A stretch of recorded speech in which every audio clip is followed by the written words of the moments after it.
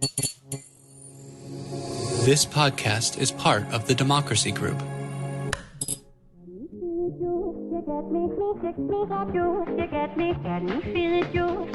Welcome. We are talking politics and religion without killing each other. I'm your host, Corey Nathan. It is an honor to be a part of the Democracy Group, a network of podcasts that examines what's broken in our democracy and how we can work together to fix it. Be sure to join the YouTube channel. Go check it out. We're putting whole segments up there with video. It's exciting. We have links in the show notes to make it easy to find. Of course, follow us, review us, join our Patreon. It all helps so we can continue having great conversations like the one we're having today with Mona Charon. Mona Charon is the policy editor at the Bulwark and the host of a couple of my favorite podcasts, Just Between Us and Beg to Differ. Mona began her career at National Review magazine, where she served as editorial assistant on her. Usually I don't keep in the details like this, but this was just so winsome. I had to include it. On her first tax return at the age of 22, Mona listed her occupation as pundit, explaining later, you have to think big. In 1984, she joined the White House staff, serving first as Nancy Reagan's speechwriter and served in a number of other posts in the Reagan administration. In 1986, Mona left the White House to join the presidential campaign of then Congressman Jack Kemp as a speechwriter. Oh, baby. If we ever have a chance, I would love to bend your ear. He is one of my favorite modern day politicians. He's influenced some of my favorite contemporary politicians. She then launched her syndicated column in 1987, which is featured in more than 150 newspapers and websites. You might recognize Mona from CNN's Capital Gang, or as the author of 4 books. The most recent one, Hard Right, The GOP's Drift Toward Extremism, which was just published last year. Mona, I'm so grateful we get to spend some time together. How are you doing? Thank you, Corey. I'm delighted to be here. I'm fine. You? I'm doing good. I'm a little melancholy today. We're recording this on October 7th. So Yeah. I thought that might be a good place to start. I asked before we hit record if you have any family in Israel, and I'd love for you to just start there and maybe some of your own reflections. I was struck around this time last year when somebody was asked whether they had relatives in Israel, and they said, yeah, about 8 million. Mm. And that captured how I feel. I actually lived in Israel for a year when I was in my 20s, and seriously considered staying. It was a wonderful experience, and I made many great friends, and deepened my love and appreciation for the country. And so yeah, it does.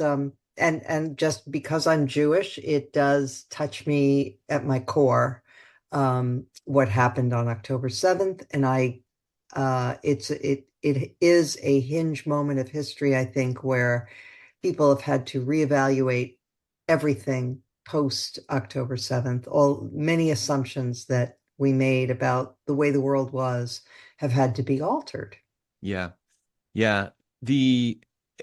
It's the way that we look at Israel, our relationship to our ties to Israel, as well as how it's affected politics here in the States. I've had to have some very, very difficult conversations here.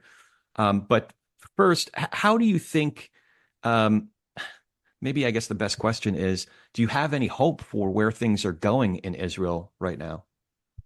Well, that old joke about, uh, a Jew never says there is no hope. There is no chance that things will improve. Yeah. Or as my But grandfather used to say, if you're not suffering, you're not trying. There's always hope. Look, there are things that have encouraged me just in the last few weeks, I have to say. The fact that Israel has been able to deal such decisive blows against Hezbollah in rapid succession is a sign that the Israelis are saying, you know what, we're not content to just be murdered. We're not content to just absorb missiles. We're going to fight for our lives and for ourselves, and that is encouraging. The fact that they were able to do it with such success and brilliance, honestly. Mm, The pager attack was really kind of dazzling. But of course, we're talking about death here, and it's a very, very grim thing. Israel is faced with implacable enemies that do not want her to exist at all. And it's so frustrating to see the dialogue in the rest of the world where it's sort of, well, it's obvious what we need here is a two-state solution, and if only, the Israelis and the Palestinians would stop being so recalcitrant, we could have that outcome. And I actually don't believe that, because I have seen over the last several decades Israelis make very good faith offers of a Palestinian state only to be rebuffed. And I have seen the growth of the jihadist extremist ideology among Palestinians that does not have room for compromise, for live and let live, for two states.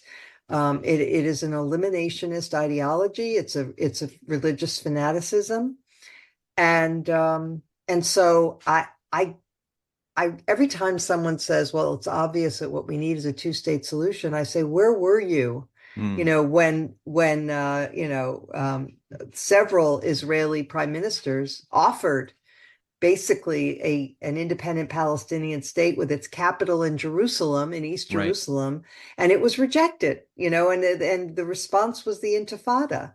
Um, and so look, obviously everybody would love for that to happen. Everybody would be thrilled if both sides could agree that they'll live and let live. But the problem right now is that, in my opinion, the Israelis are being forced to kill Palestinian children. It's the old Golda Meir line. She said, someday perhaps we can forgive them for killing our children, but what we can never forgive them for is making us kill their children.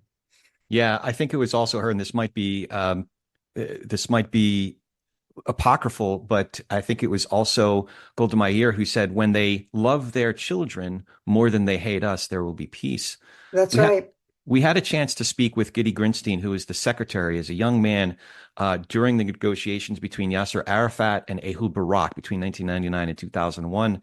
What was clear in getting to know Gidi and reading a lot of his work is that it's so complicated trying to negotiate peace. There are so many spinning plates.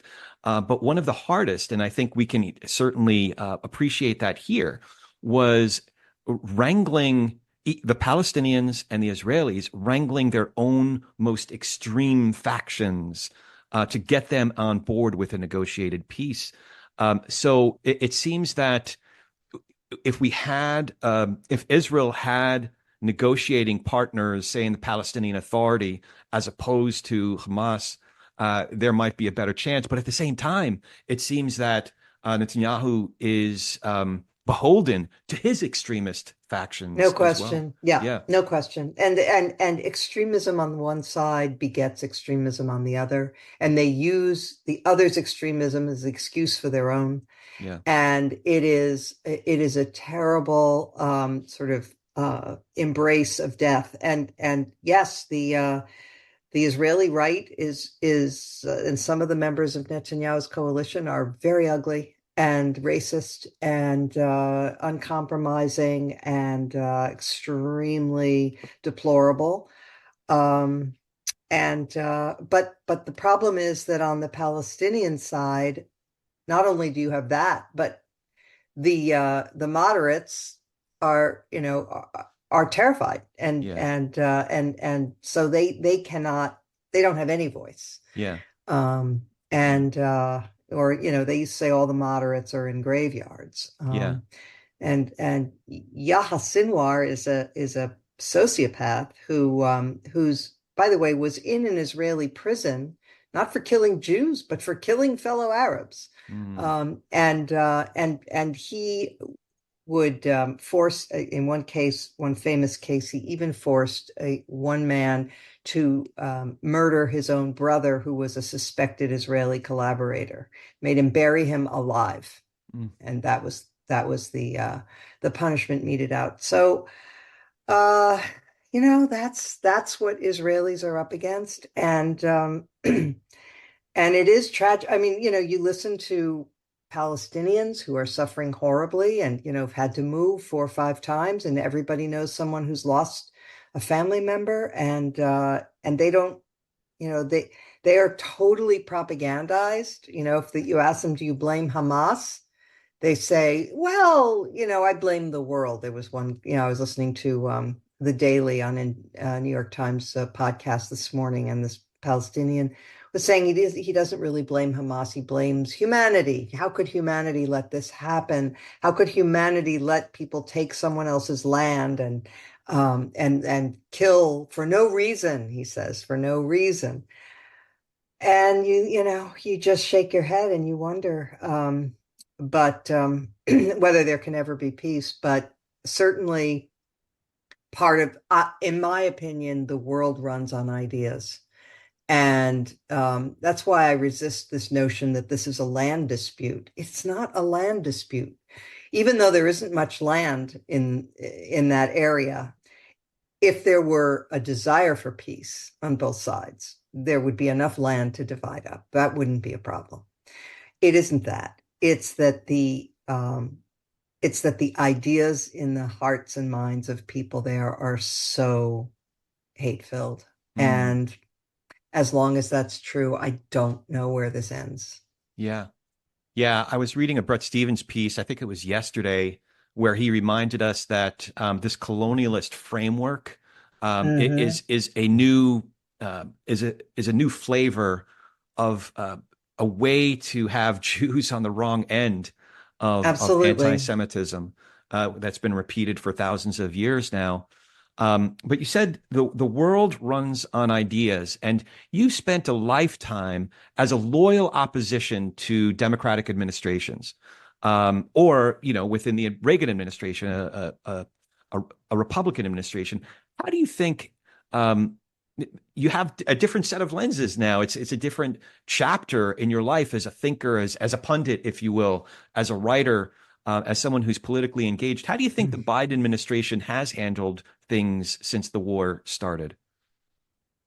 I think Biden's instincts are incredibly admirable and frankly a little surprising.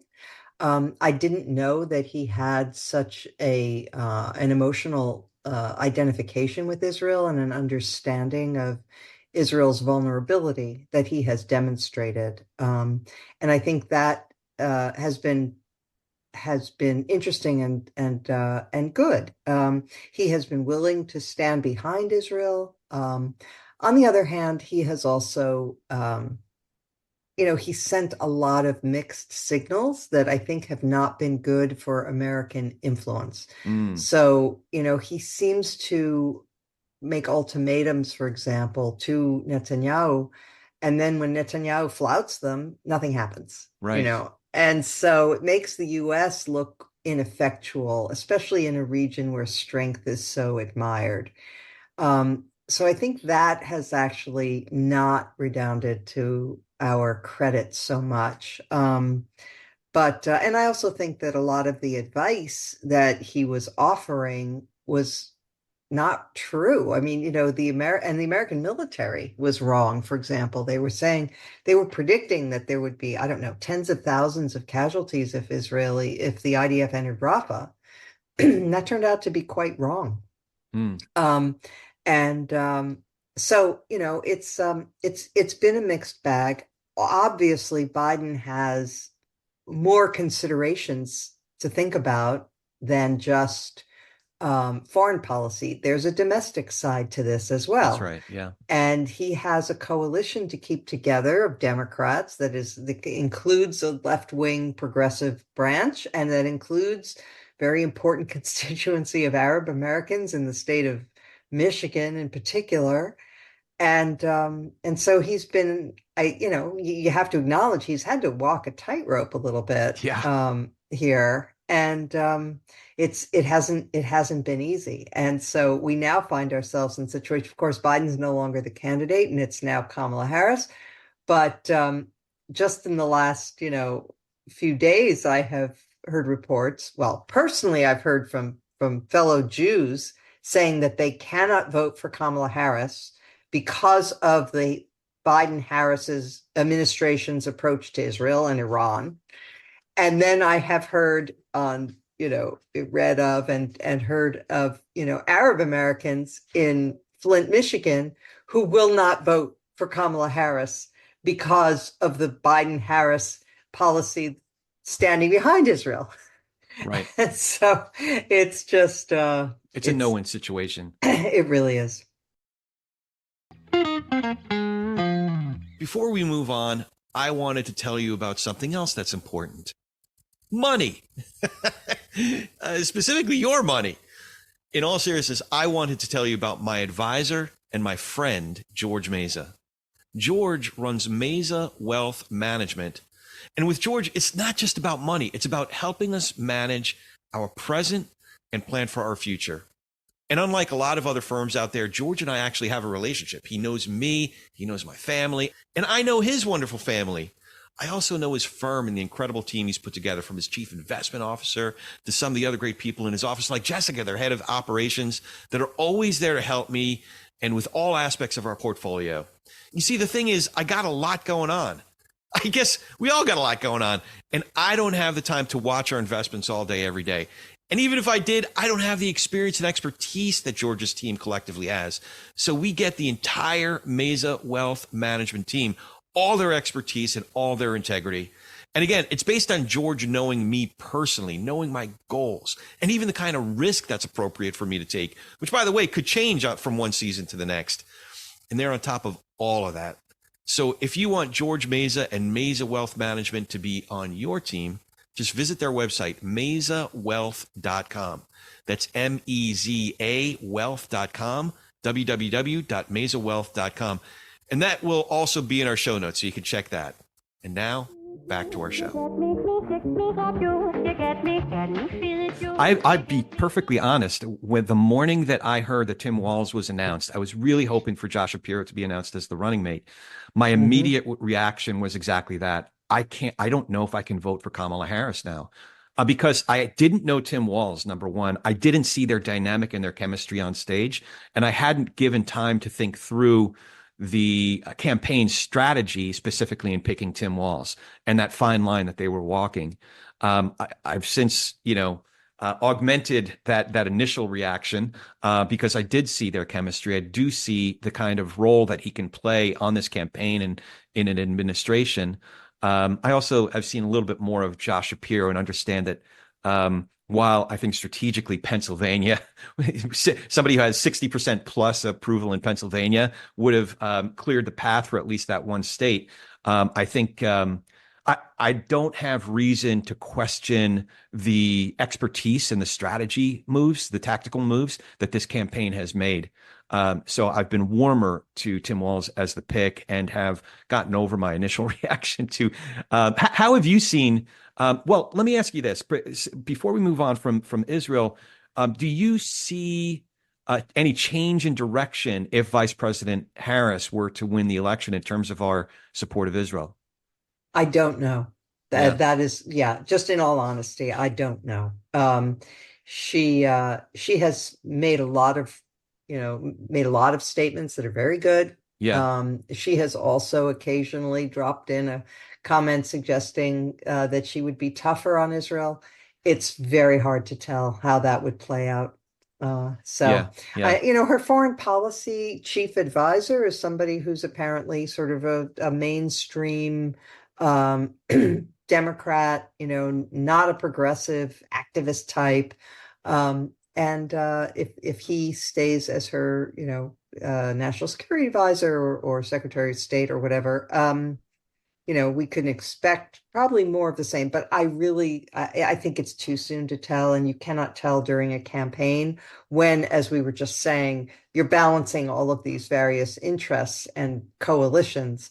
Very hard to tell how the person would govern. Yeah.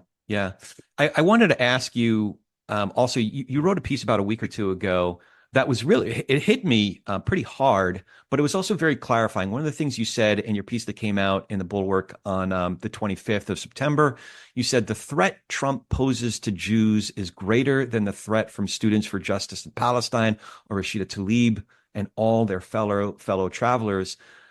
I'm curious specifically if you've had any dialogue and gotten any pushback from any of your former colleagues from, say, National Review or others who are still supportive of Trump for what you said what you said here as well as elsewhere along these lines.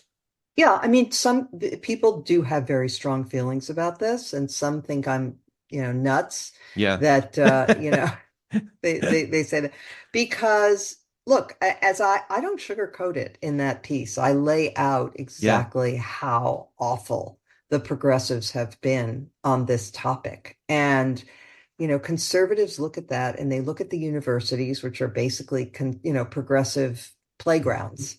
And they say, you have given rise to this kind of thinking, the whole colonial, settler colonialist mindset that we mentioned earlier, that's so unhelpful and, of course, doesn't map onto the history of Israel at all. But which has engendered a lot of anti-Semitism and certainly a lot of anti-Zionism. And we have seen, that not only are some progressives, like the Democratic Socialists of America, not only are they not criticizing the use of terror by Hamas, they're celebrating it. They're outright celebrating it and saying that this is what resistance looks like, and that kind of thing. And that's been absolutely horrifying. And I have been as horrified as all of my other, conservative friends have been. At the same time, I stress that even though the progressives on this topic are horrible, they are not the soul of the Democratic Party. They are the Right. fringe. They Right. are not at the seat of power. They are not represented very well in Congress. There's the Squad, which just lost two of its members, Yeah. by the way. Yeah. But it's a minority, a very fringe minority of the Democratic Party, whereas the anti-Semites have come to the very heart of the Republican Party because Trump has, I don't know if he's an anti-Semite himself. It's not important. The fact is, he has allowed it to flower because he is open to conspiracies of every kind. And once you open the door to conspiracy paranoid thinking, guess what? It inevitably leads to the Jews Hmm. because anti-Semitism is the first and most durable conspiracy theory in the world. And it will always come down to the Jews. If you start convincing people that dark, shadowy forces who have great wealth and power are controlling events, guess who it's going to come down to? And so he has opened the door to that. First, in 2015, when he was asked by Jake Tapper if he renounced the support of the KKK, and he wouldn't answer. And then, periodically throughout his time in public life, we have seen this, with Charlottesville and with, the Proud Boys and one example after Marjorie Taylor Greene, who, came to prominence talking about Jewish space lasers, um, and all of these people. Now, who gave one of the keynote addresses at the Republican convention? Tucker Carlson, Right. Who just had the historian maybe a week so-called prior. historian. Yeah. Yeah, exactly. Who's basically is a Holocaust denier Right. and who is just a reprehensible figure in every possible way and says that, we got it. Everything we've been taught about the Holocaust is wrong, that it Right. was not, a mass genocide. It was actually that they just had too many prisoners of war that they didn't know how to handle, which is such a preposterous and insulting lie.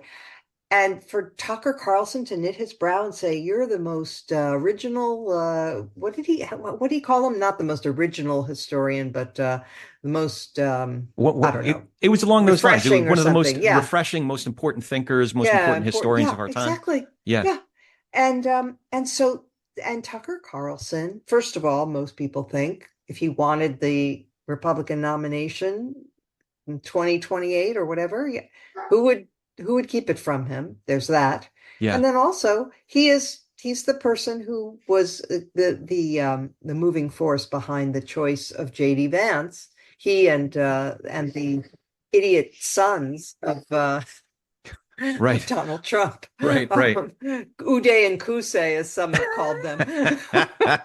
Yeah, that is Uh, that is notable if you look at the speakers from the RNC versus the speakers at the DNC.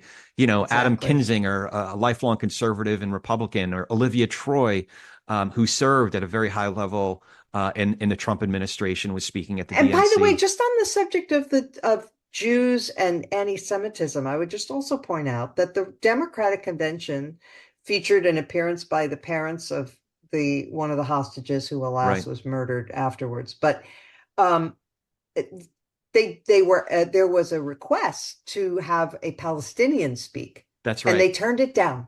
Yep. That's right. And Um, and and if I remember correctly, the reason was that the speaker wouldn't denounce there were some statements that were made that weren't just anti-Israel, but the right. river to the sea type of language, Yes. and a promotion in fact of Hamas and other terrorist groups. So yes, let's have some people representing Palestinian citizens, but can we have those who are not terrorists or aligned with Yeah. terrorists? Yeah, So exactly. yeah. Exactly. So I thought that Um, that was bold. I know some friends of mine who are a lot more sympathetic with folks that are protesting on college campuses, that are in dialogue with many Palestinian, Muslim Palestinian, Christian Palestinian academics and clerics, that they were disappointed, but they're still very supportive of Kamala Harris. Fortunately, they wish that speaker could have spoken on their behalf and given voice to them.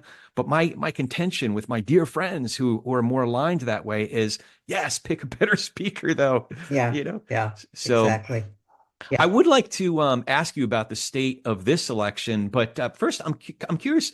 Now that we're less than 4 months away, we talked about Biden's For positions. weeks. Sheesh.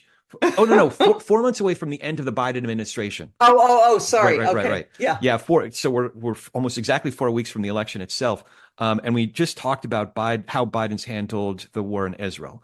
How would you assess President Biden's time in office overall? I think I think he made two huge mistakes. So let's start with those.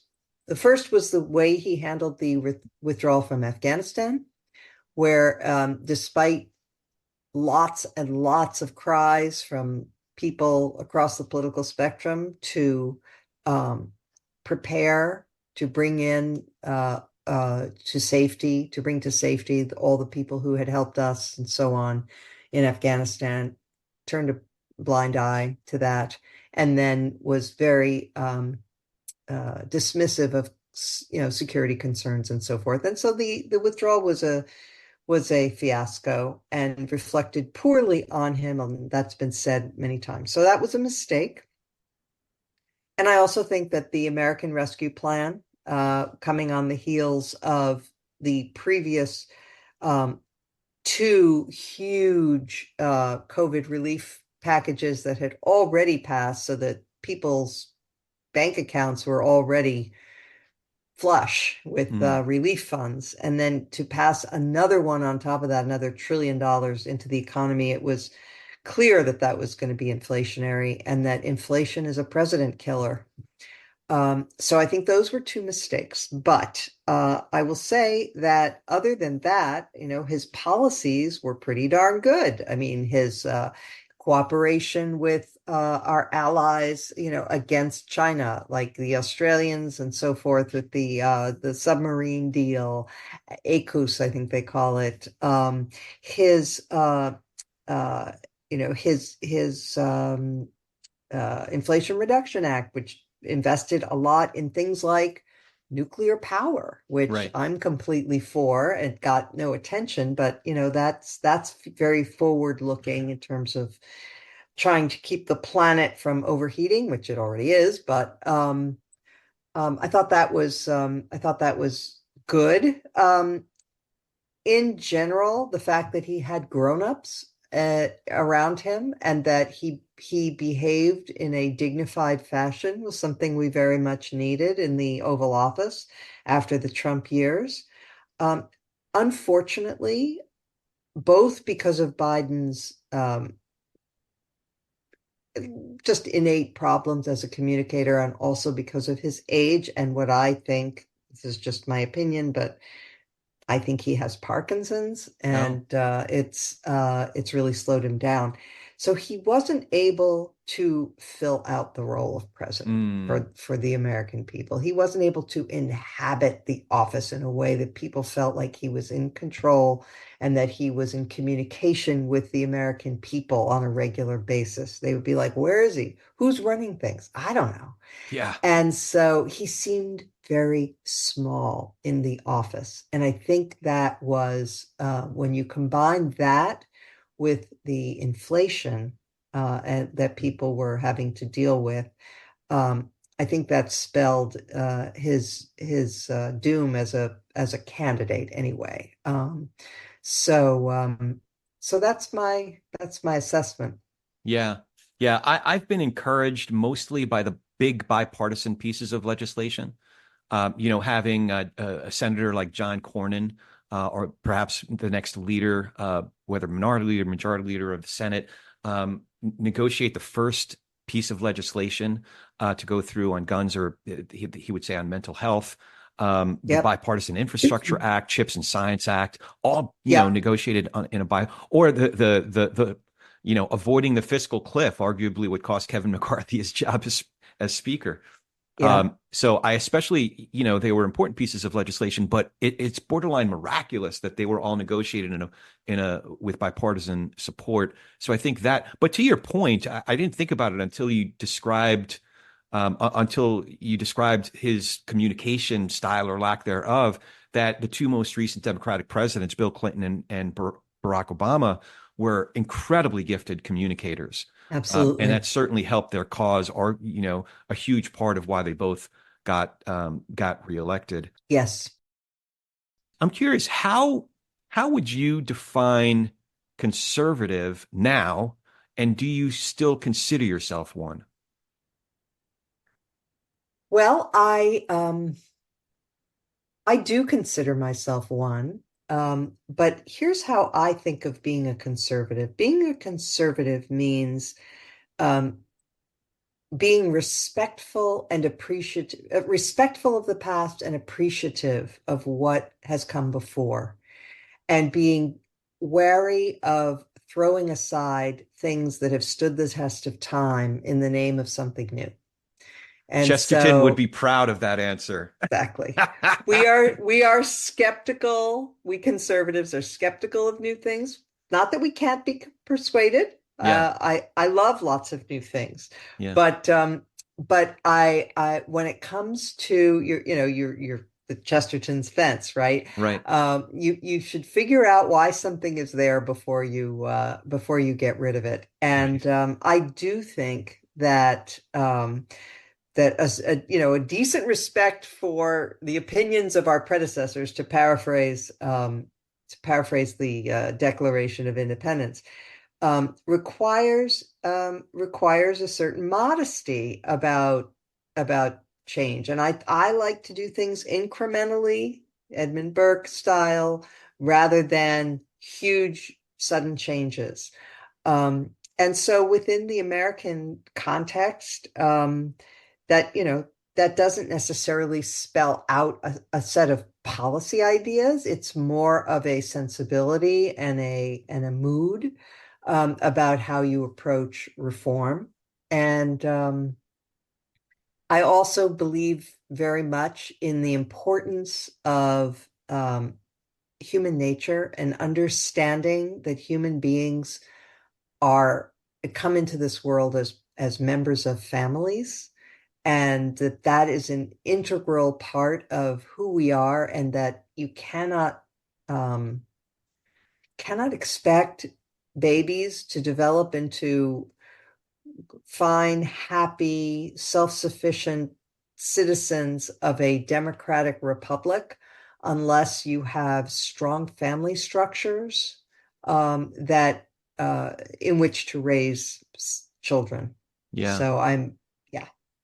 Part of what's confounding to me is that there are still elected officials and leaders who are still fully on board with the Trump train, that at one time would have been quoting G.K. Chesterton, would have been quoting Edmund Burke, would have been looking at policy papers that came out of Jack Kemp's office, that I don't think a Kemp or a Reagan or a Burke or anyone that we would whose work and whose thinking we admire, I don't think they would recognize the likes of Mike Lee I or agree. the Lindsey Graham of today. I Um, agree. I mean, I was dumbfounded in 2015 and 2016 when people who called themselves conservatives were aligning with the sentiment to let's burn it all down. right, That is about the least conservative idea I've ever heard.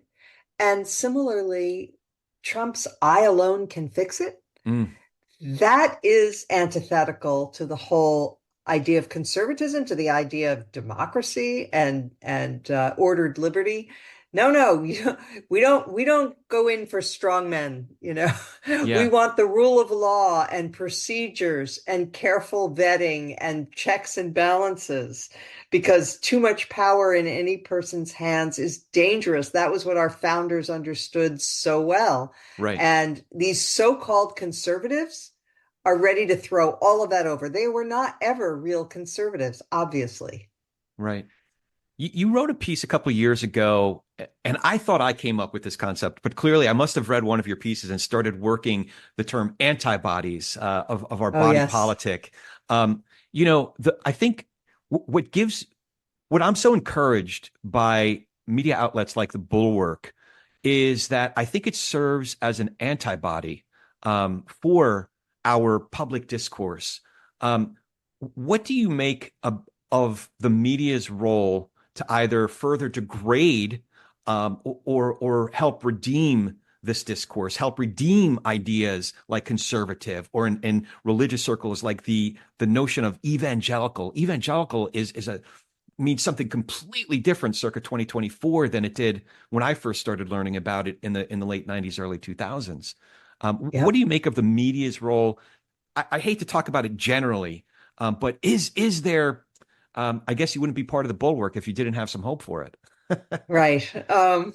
So I do think that sort of more broadly, that we are living through a time not unlike the time right after the invention of the printing press, when there was an information revolution and the ways that people got information suddenly dramatically changed and people couldn't handle it.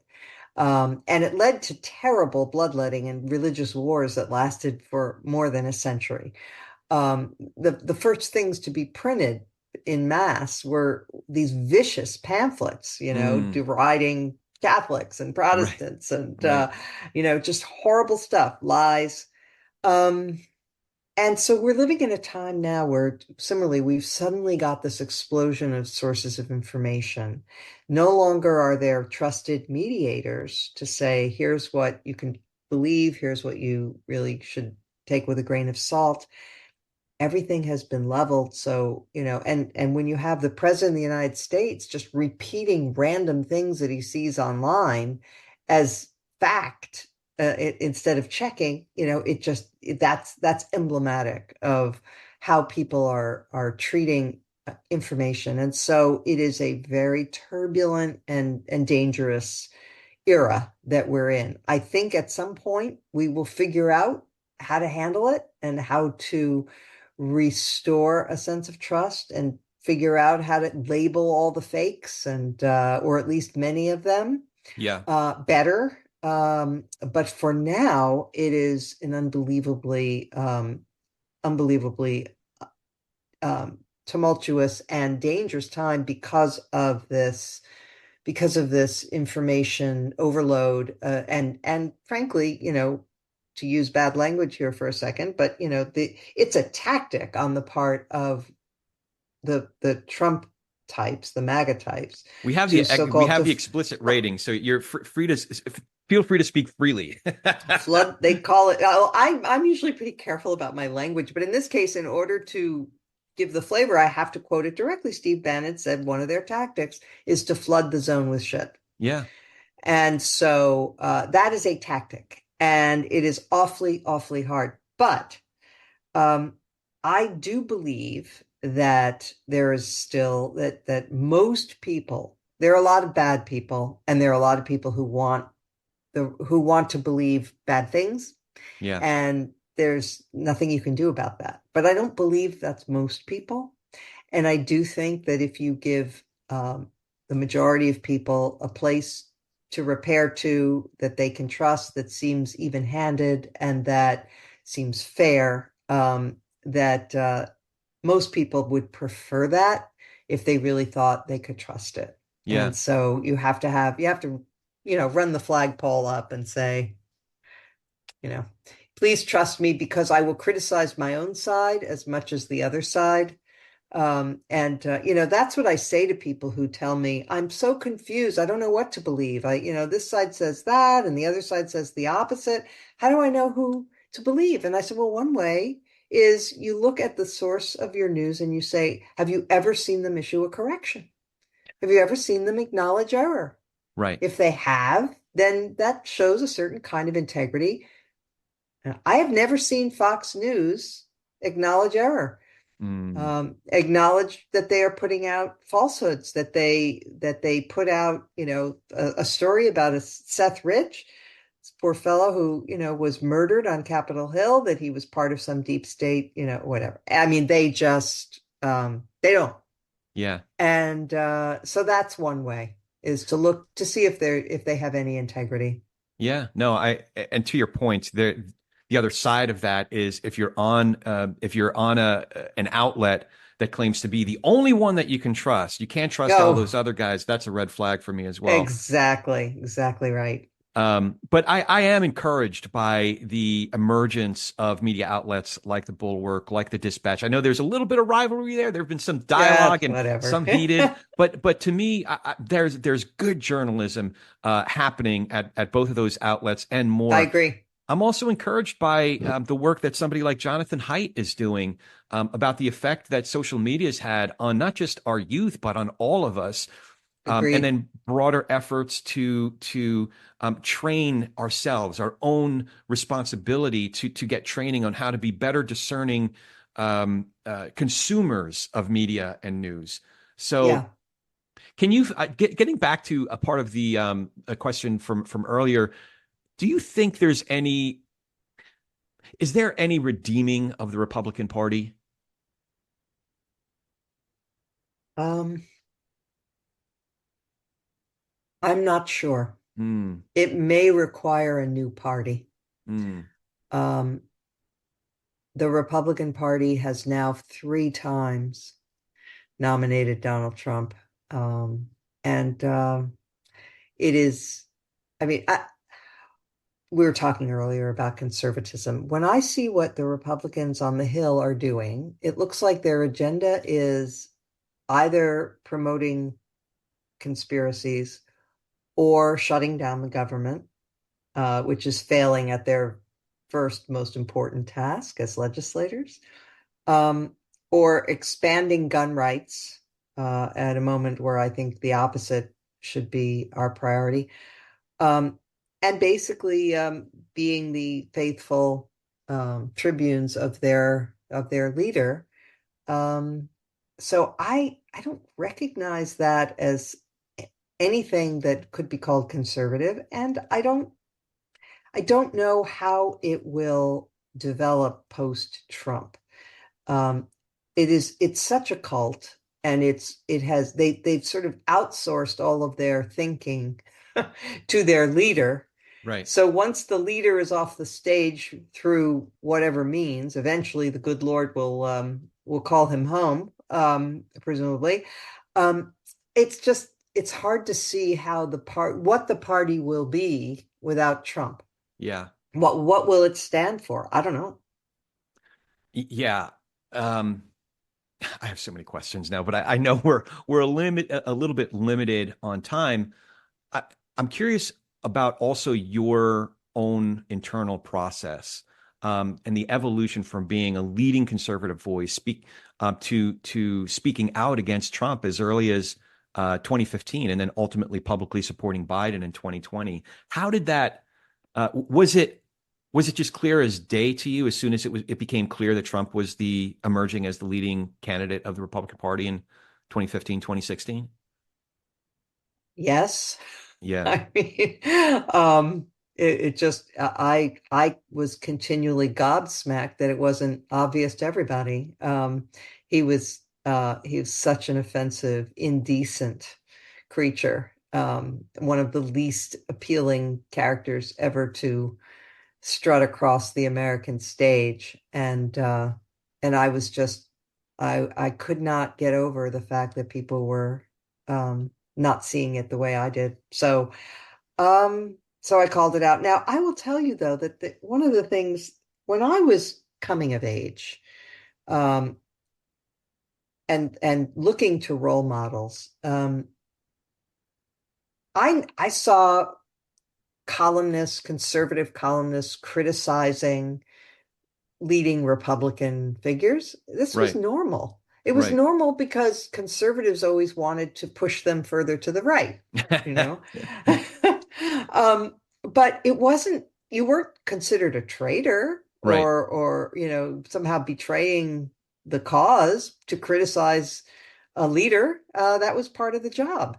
And but when Trump came along, it became not that you were criticizing him, but that you were somehow insulting his followers if you criticized him. And so they were able to make it into a sort of tribal thing. And No, I just it was a favorite parlor game for those of us who were conservatives who did not get on the Trump train. Whenever we got together, and it's still true to some extent, basically the discussion is always, can you believe that so and so got on the Trump train, or this one or that one? Somebody you previously admired and thought had a good head on their shoulders and was and had some moral core, Right. only to discover that they're in it for the power. They didn't mean they didn't have the principles they claimed to have. That's Been interesting. very, it's been a very strange trip. I know another early critic of Trump, a fella who I'm thankful has actually become a friend, Pete Wehner, had a Oh, piece come out as yes. early as June of 2015. He's said that he started receiving harassment and threats as soon as that first, I think it was a New York Times piece came out. I forget if it was New York Times or the Atlantic. Did you start getting those kinds of Oh, threats? it was at first, I'm used to it now. I've developed a hard shell, but I'm Mm, actually a softie. I actually love people and I loved my relationship with my readers and it was important to me. And I mean, when my oldest son was 10, he was hit by a car and um the outpouring of affection and support from readers was just so amazing. And yeah. I had a very strong feeling of attachment to my readers and love for them, really. And so in 2015, when I began to get the death threats and then specifically the anti-Semitic Mm. messaging, showing me being shoved into an Oh oven my by God. Trump wearing a Nazi insignia Wow. and so on. At first, I remember my sensation. I felt this like feeling in the pit of my stomach like I was going to be sick. I was Mm. so upset. And but then, it continued throughout 2015 and 2016 until the election, and then it Yeah. went away. But I had to develop a hard shell. I had to because there was so much of it. Have you ever thought about the mindset of a person who engages in that kind of threatening dialogue and those kinds of threats? I've thought about it a great deal, and I just have to say I did not think it was characteristic of Americans in general before now. But I think I was a little naive about Americans, maybe a little naive.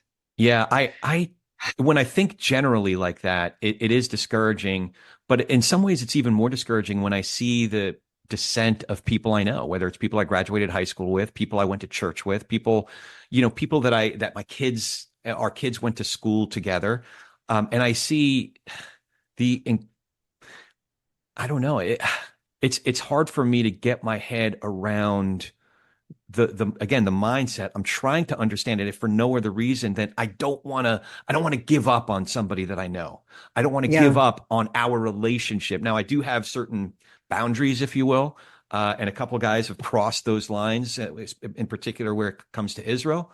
Um, but I'm trying to understand better, at least the individuals that I know, so that I can retain some sort of dialogue with them, not so that I can persuade them that they're wrong, but just I think ultimately maybe there is some other side of this season that we're in. And it's the humanity, our human connection that I think will ultimately redeem us as a culture. Um, you Bless know, you for that. Absolutely. Yeah. So you did talk about in 2021, you said undermining basic civility and decency is itself an attack on civilization. So one, in what ways do you believe that? But also, how can we each participate in reclaiming, like you said, basic civility and decency? Yeah.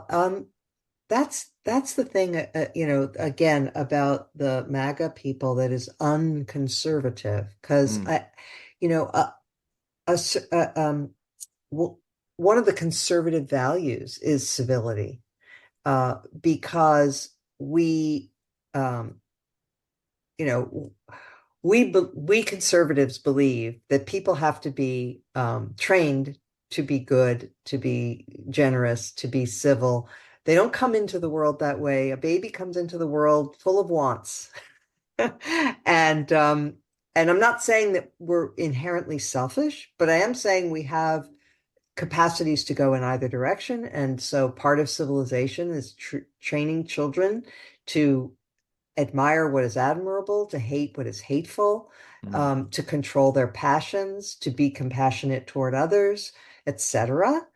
And when you celebrate cruelty, vulgarity, dehumanizing other people, you're you are undermining the basics of any civilization, because you cannot live together peacefully and productively if you encourage those kinds of passions.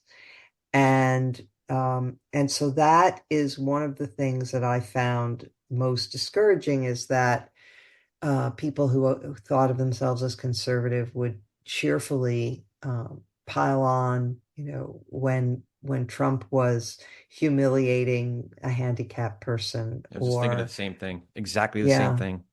yeah, or or demonizing minorities, and or the weak. He punches down.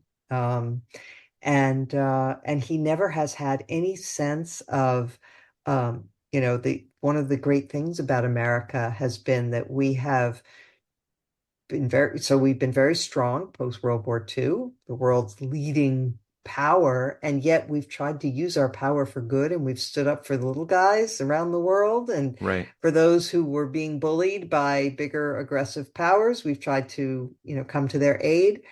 And Trump thinks, oh, that's just, who would do that? I mean, you have to, just look out for yourself and get what you can get. And that's just antithetical to kind of generous, gracious spirit that I think a lot of Americans feel, toward our fellow citizens, and toward people around the world, especially those who are being victimized by aggressive neighbors. Yeah. Yeah. David Brooks has been doing a lot of work on that over the last decade or so.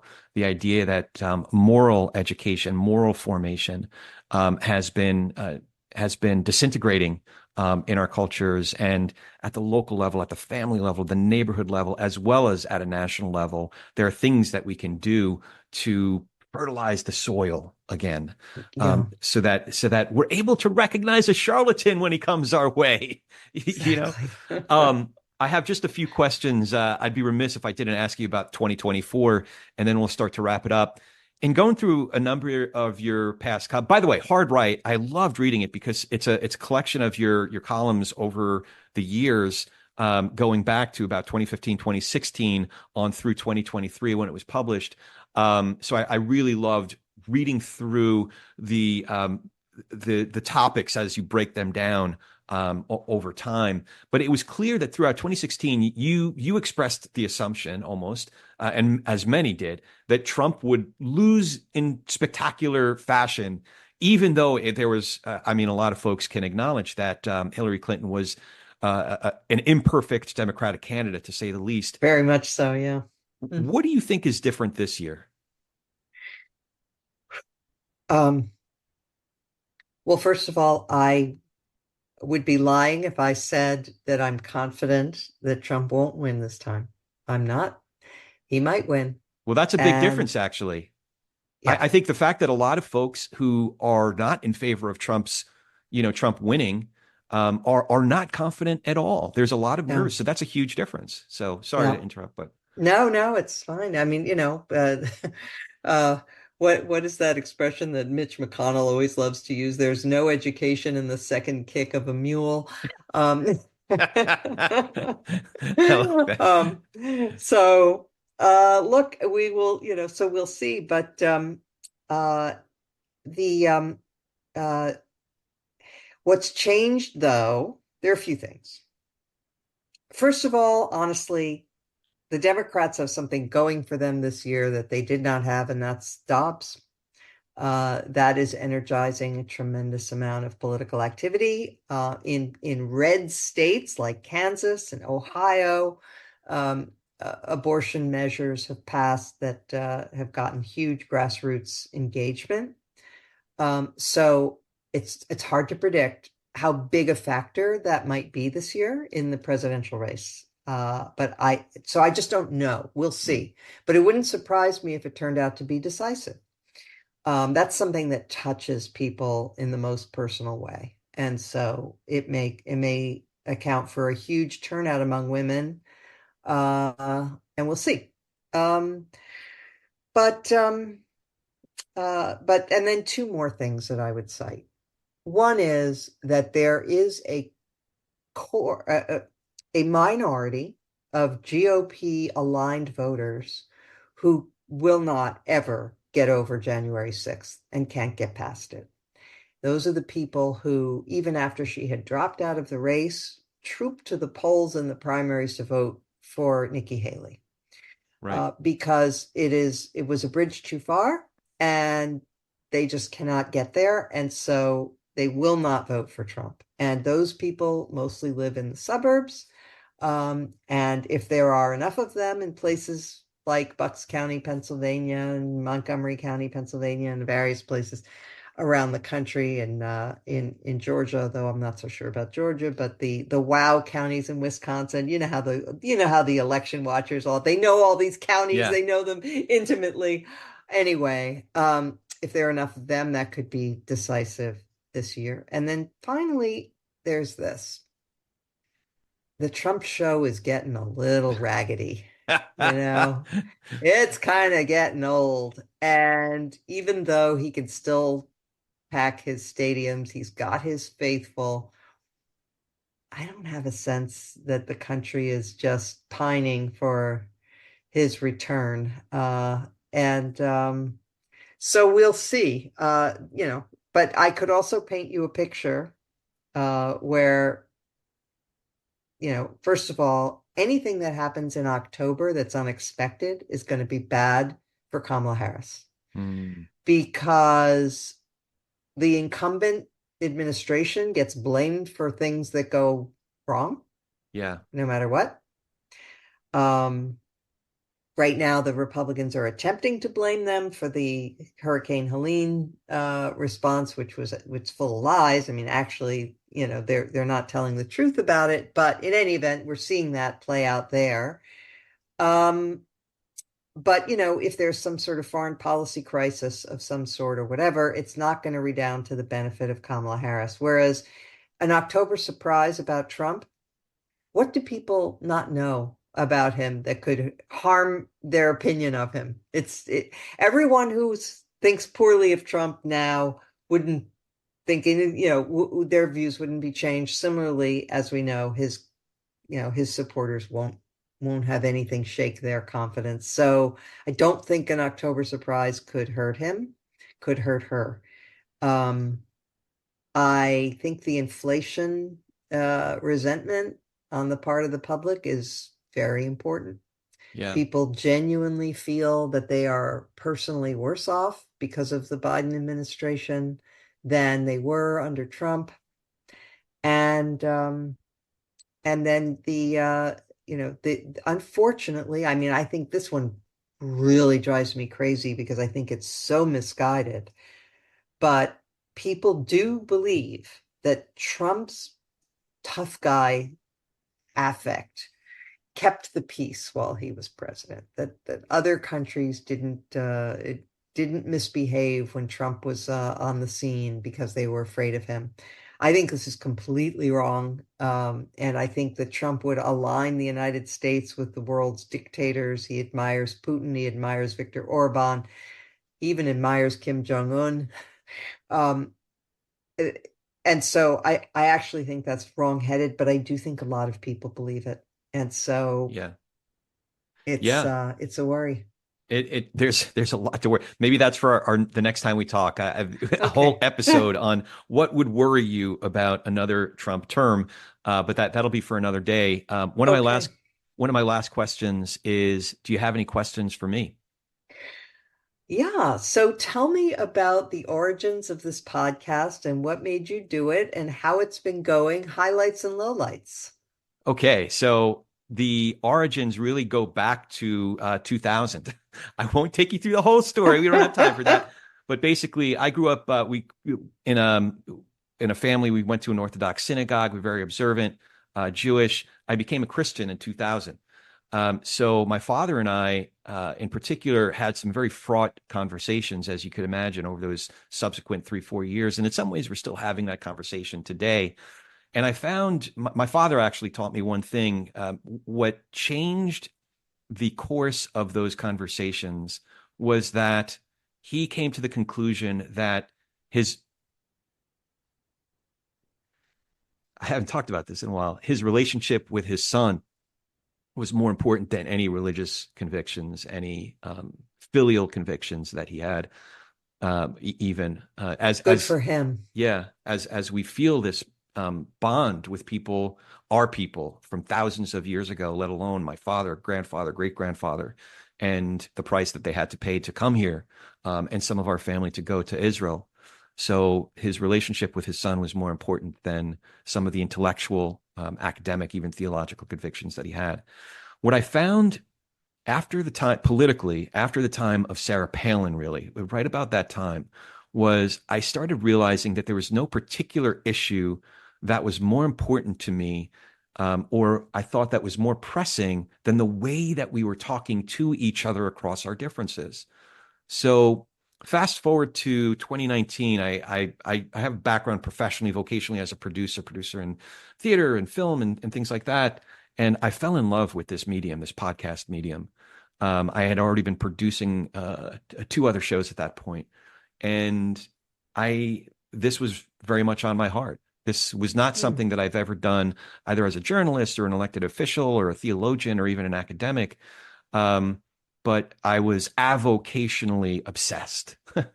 So I thought, what is needed? What is a little drop of antibodies that we could inject into just this small circle, this, in Judaism, tikkun olam? What is this little part that I can play in healing the world? And I thought it would be to explore how we could talk about politics and religion without killing each other. So that is so wonderful. Okay, yeah. I have 2 quick reactions. Okay. First is, are you familiar with this book? I happen to have just read it recently. Turbulent Souls by Stephen Dubner. I'm writing it down. Turbulent Souls. You may find it interesting. I have a proclivity to invite authors on, by the way. So okay, so Stephen Dubner is one of the co-authors of Freakonomics. Oh, okay. And he's part of the whole, Freakonomics empire, basically. And he has a great podcast called Freakonomics, by the way. This is his story. And it is the opposite of yours in the sense that he grew up in an Orthodox Catholic family, but he found out, like later that both of his parents had converted from Judaism to Catholicism. Interesting. Yeah. So it's the story of how, he deals with that, and he eventually decides to become Jewish. Yeah. But there's a dynamic there that between him, his father dies when he's fairly young, but his mom doesn't, lives on. And throughout the whole time that I was reading it, I was hoping and praying that they would reconcile and that they wouldn't allow this to ruin their relationship. And I won't tell you how it ends, but Okay.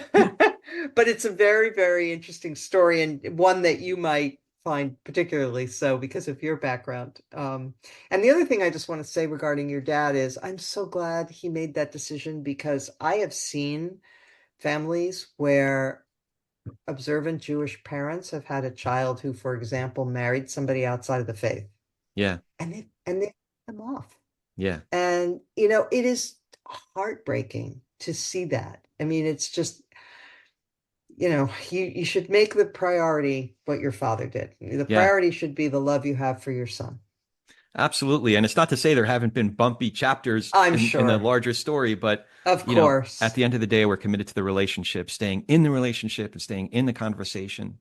Yeah, it's been quite a ride. So yeah, the one last part to answer your question, the highlights have definitely been talking to folks like you, talking to some folks whose work I've been reading for years, David Brooks and David French and you and Ann Applebaum came on last month, and just so many people that it's such a thrill for me. Like I'm a nobody in your world, and the fact that you'd spend an hour with me is just the coolest thing. So that's been I would say the only low light, and I won't say who it is. Maybe I'll tell you off air. There was one person who came on the show, interesting person, the interview went fine, but at the end of the day, this person turned out to be such a jerk, like beyond, Oh, so, but there was one that's person too out of like bad. 250 episodes that we've done. So Okay. that's not too bad. It's a great ratio. Yeah, it's a pretty good rate. I'll go, listen, if I'm batting 300, I get into the Hall of Fame, let alone one out of 250. So, so Excellent. before we go, how can we follow you, find more info about the Bulwark, Just Between Us, and, Sure.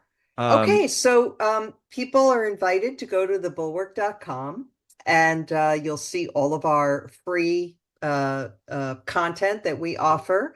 You can also become a Bulwark. Oh, and among the free things that you can get at the Bulwark or at any place that you get podcasts, I do a weekly podcast called Beg to Differ, where I'm the host, and then love we Beg have to a Differ. guest every week. Thank you.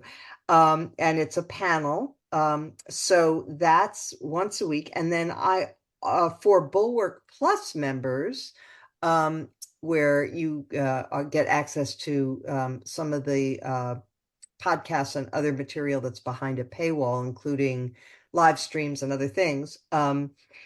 I do also a weekly podcast called Just Between Us that started out as me and Charlie Sykes when he was at the Bulwark. We would do a weekly conversation.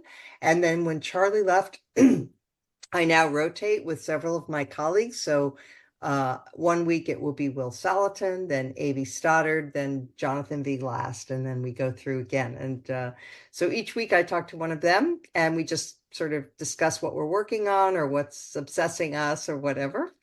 And so that's where you can find me. Yeah, and if I could just give a plug for the Bulwark, I've been a subscriber since pretty early on. I don't know if I was one of the first subscribers, but I was pretty close to it. And I forget what it is on a monthly basis. I think I just pay the annual for like $100 or something like that. That sounds right. Yeah, or maybe it's less than $10 a month. But the amount of great commentary and excellent analysis, the podcasts. I've spent many walks listening to one Bulwark podcast after another.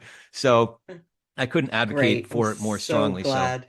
So I'm so glad. this was really terrific, Mona. I'm so glad to get to talk to you, especially on a day like today. You really made my day. So thanks for coming in. Oh, thank you. I enjoyed it tremendously. I'm so glad to get to know you. You bet. You bet. I hope it's not the last time. I hope And so too. absolutely. And as always, if you dig what we're doing here, remember to follow the show, write the review, and now you can watch the video on YouTube. We're at Politics and Religion on YouTube, just like Patreon. It's patreon.com/politics and religion. Check it all out. Subscribe, get some TPNR swag. Really excited about all of it. Now go talk some politics and religion with gentleness and respect, and have a great week.